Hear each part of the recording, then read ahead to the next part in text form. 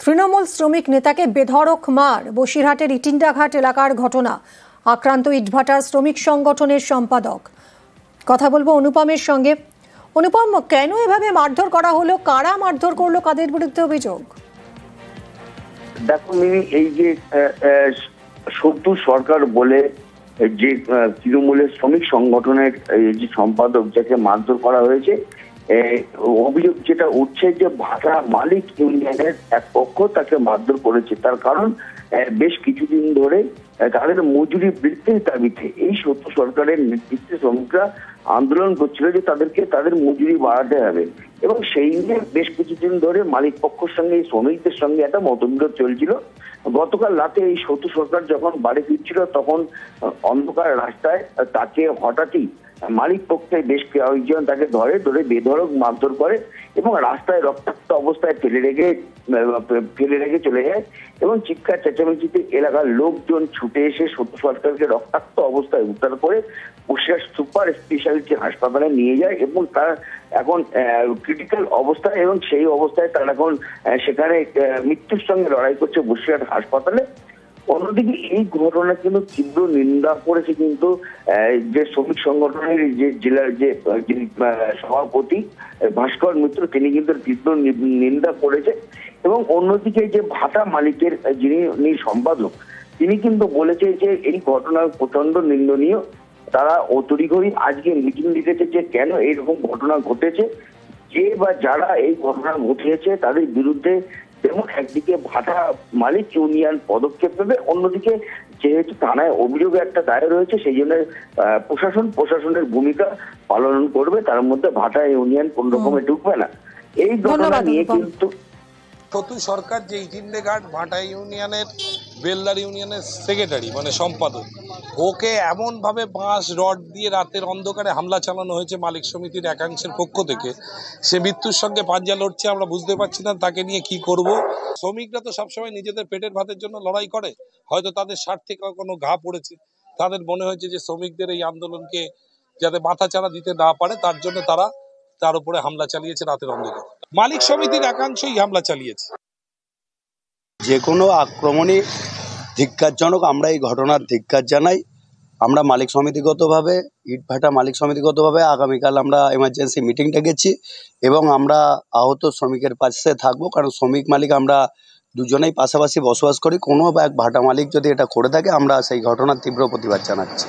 26-এ bulldozer খেলা, ফের সুকান্তর bulldozer হুঁশিয়ারি। চামড়া তুলে ডুগডুগে বাজানোর হুঁশিয়ারি দিয়ে তৃণমূলকে আক্রমণ সুকান্ত মজুমদারের। পাল্টা সুকান্ত মজুমদারকে একহাত কুণালের। সুকান্তর বিরুদ্ধে প্ররোচনা দেওয়ার অভিযোগে সরব তৃণমূল নেতা। কিছু মানুষ সাম্প্রদায়িক সম্প্রীতি বিঘ্নিত করার চেষ্টা করবে, আমরা তাদের ছেড়ে দেব? পিঠের চামড়া তুলে ডুগডুগি বাজানোর ব্যবস্থা করবো যারা এটা করছে। বিজেপির সরকার 26-এ তৈরি হবে, নো এফআইআর, নো কোর্ট, ফ্যাসলা অন দা স্পট হবে। তখন আমাদের এই থানার সামনে জিপ থাকবে না, সামনে থানার সামনে বুলডোজার থাকবে। আর যারা এই ধরনের অপরাধ করবে, বুলডোজার তাদের বাড়ির সামনে গিয়ে বলবে, ও দাদা আছেন নাকি, এবার মজাটা দেখুন, মজা কাকে বলে। বুলডোজার খেলা হবে, সেই দিন আসছে। তাই তৃণমূল ঘাবড়ে গেছে। আর না এলে কি খেলা হবে সেটা একটু বলে রাখুন। একই সঙ্গে বিজেপি সরকার তো আসবে না, তো সরকার এলে নয় বুলডোজার খেলা হবে, এইসব কথাবার্তা বলছেন, প্ররোচনা দিচ্ছেন, হিংসা ছড়াচ্ছেন। তো না এলে কি হবে, তো সেইগুলো একটুখানি উনি বলে রেখে দিন। না এলে এইটা হবে, যেগুলো ওনাদের করতে হবে, তো সেগুলো একটুখানি বলে রেখে দিন। দিল্লিতে ফের আক্রান্ত ছাত্রী, কলেজ ছাত্রীর উপর অ্যাসিড হামলা। কলেজে যাওয়ার পথে ছাত্রীর উপর অ্যাসিড, মুখ বাঁচলেও অ্যাসিডে ছাত্রীর হাত ক্ষতিগ্রস্ত। দিল্লির ভারতনগর এলাকার ঘটনা। नॉर्मली कॉलेज जा रही थी तो कॉलेज के पास ये इंसिडेंट हुआ, जिनने मतलब हॉस्पिटल में ले गए थे जो लोग थे आसपास, उन्होंने कॉल करा था सर दोनों हैंड डैमेज है और पेट पे हो गया है। मेरी सिस्टर को छेड़ा जाता था उसके द्वारा, तो वो ना बोला था, मेरी सिस्टर ने उसकी वाइफ को कंप्लेन करी थी, तो उसी बात पे फिर उन दोनों ने वो मेरी सिस्टर पे चढ़ गए थे। মহারাষ্ট্রে ধর্ষণ আত্মহত্যায় গ্রেফতার এসআই। পুলিশ প্রশাসনের বিরুদ্ধে বিস্ফোরক পরিবার, মেয়ের উপর লাগাতার চাপ ছিল অভিযোগ পরিবারের। ময়নাতদন্তের রিপোর্ট পাল্টাতে মেয়ের উপর চাপ। পুলিশ নেতা সহকর্মীদের বিরুদ্ধে চাপ দেওয়ার অভিযোগ। ধর্ষণ আত্মহত্যার তদন্তে সিট গঠনের দাবি পরিবারের।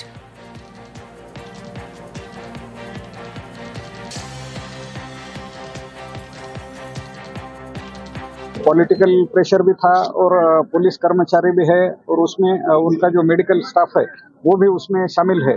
तो सभी ने उसको बहुत गलत पोस्टमार्टम रिपोर्ट बनाने के लिए जो भी आरोपी वगैरह आते थे वहाँ पे, तो उनके गलत रिपोर्ट बनाने के लिए फिटनेस अनफिटनेस सर्टिफिकेट जो रहता है तो वो गलत देने के लिए उस पर बहुत प्रेशर किया जा रहा था।